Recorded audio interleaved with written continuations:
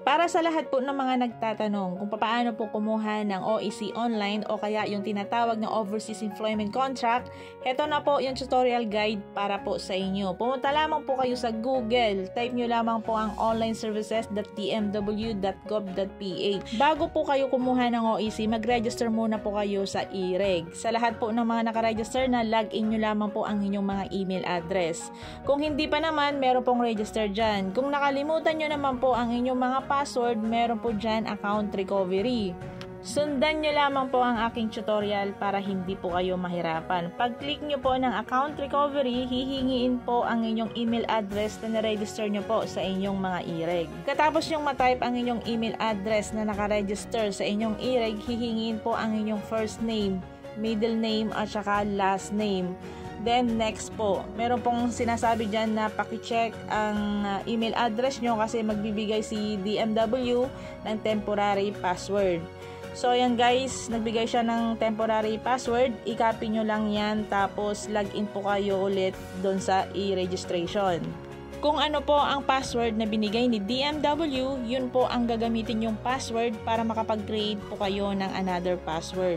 Pero pag hindi mo naman nakalimutan ang iyong mga information tulad ng email or password, hindi mo na kailangan mag-account recovery. Diretso ka na po. So yan guys, nandito na po tayo sa dashboard ng e-registration. Kung makikita nyo po dun sa right side, meron pong nakalagay na balik manggagawa. Pakiclick lamang po ang balik manggagawa para makakuha po kayo ng OEC. So nandito na po tayo sa initial assessment. Click nyo lamang po ang next. Tapos may mga question po dyan na kailangan nyong sagutan. Meron pong nakalagay dyan na input your flight date. So, kailan po ba kayo babalik sa abroad? Pakilagay lamang po. After nyong ilagay, pakiclick lamang po ang next.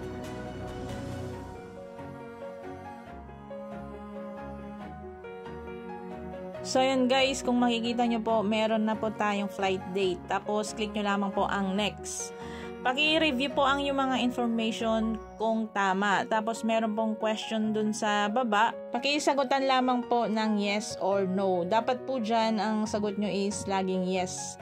Kasi ang OEC online is makakuha ka nito if babalik ka sa dati mong employer or same employer. Paalala ko lamang po, wag po kayong magpapagawa ng OEC sa ibang tao o kaya sa tabi-tabi kasi po ma-hold po kayo sa immigration. Nakukuha lamang po ang OEC sa DMW o kaya sa inyong dashboard sa inyong mga e-registration. Kadalasan kumukuha ng mga OEC online ay yung mga skilled workers. Sa mga household worker po, hindi ko po alam kung makakuha po kayo ng online. Pero try nyo pa rin pong kumuha ng online para hindi po kayo mahirapan. Pero pag hindi po kayo nakakuha, pumunta po kayo ng DMW.